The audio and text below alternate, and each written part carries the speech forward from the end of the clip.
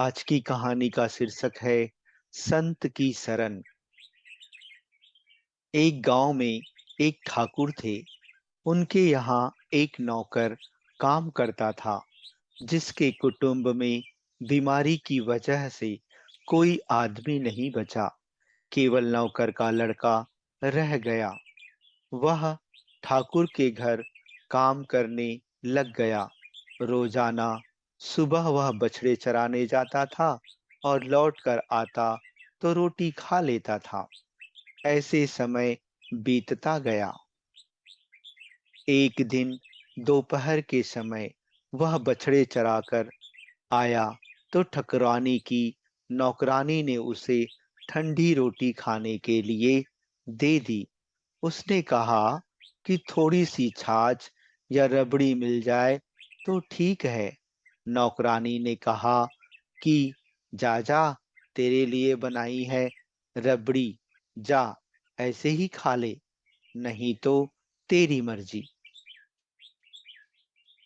उस लड़के के मन में गुस्सा आया कि मैं धूप में बछड़े चरा कर आया हूँ, भूखा हूँ, पर मेरे को बाजरी की सूखी रोटी दे दी, रबड़ी मांगी तो तिरस्कार कर दिया। वह भूखा ही वहां से चला गया। गांव के पास में एक शहर था। उस शहर में संतों की एक मंडली आई हुई थी। वह लड़का वहां चला गया। संतों ने उसको भोजन कराया और पूछा कि तेरे परिवार में कौन है। उसने कहा कि कोई नहीं है। संतों ने कहा, तू भी साधु बन जा। लड़का साधु बन गया। संतों ने ही उसके पढ़ने की व्यवस्था काशी में कर दी। वह पढ़ने के लिए काशी चला गया। वहां पढ़कर वह विद्वान हो गया। फिर कुछ समय के बाद उसे महामंडलेश्वर महंत बना दिया गया। महामंडलेश्वर बनने के बाद एक दिन उसको उसी शहर में आने का आमंत्रण मिला। वह अपनी मंडली लेकर वहां आए। जिनके यहाँ वह बचपन में काम करते थे, वे ठाकुर बूढ़े हो गए थे। वह ठाकुर जी भी शहर में उनका सत्संग सुनने आए। उनका सत्संग सुना और प्रार्थना की कि महाराज, एक बार हमारी कुटिया में पधारो, जिससे हमारी कुटिया पवित्र हो जाए। महामंडलेश्वर जी ने उसका निमंत्रण स्वीकार कर लिया।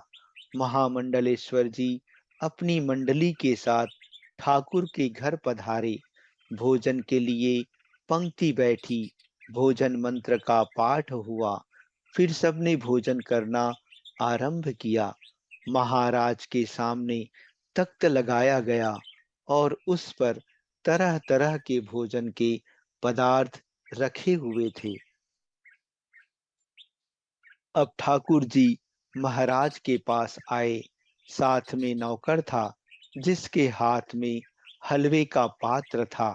ठाकुर साहब प्रार्थना करने लगा कि महाराज, कृपा करके थोड़ा सा हलवा मेरे हाथ से ले लो।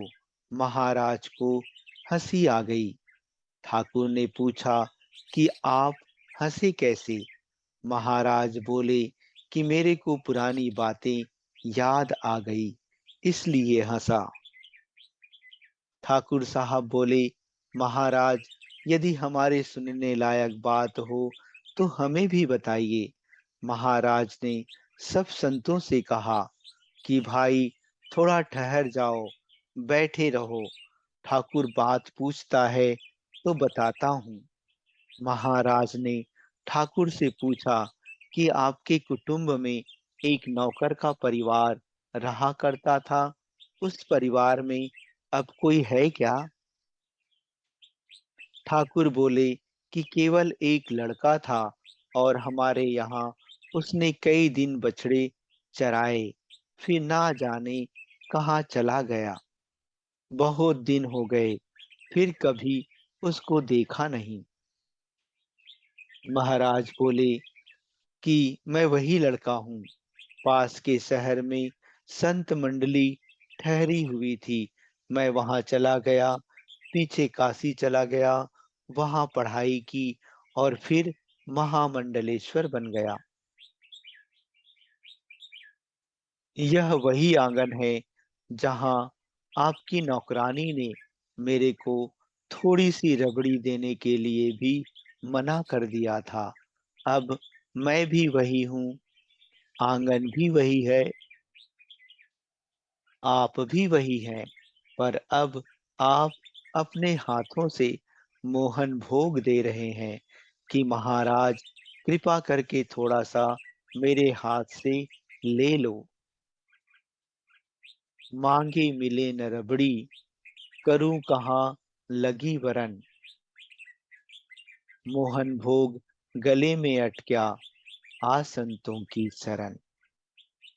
मांगे मिले न रबड़ी, करूं कहाँ लगी वरन।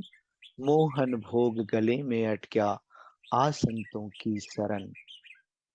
संतों की शरण लेने मात्र से इतना हो गया कि जहां रबड़ी नहीं मिलती थी, वहां मोहन भोग भी गले में अटक रहे हैं। अगर कोई भगवान की शरण ले ले तो वह संतों का भी आदरणीय हो जाए। अच्छा दोस्तों, धन्यवाद।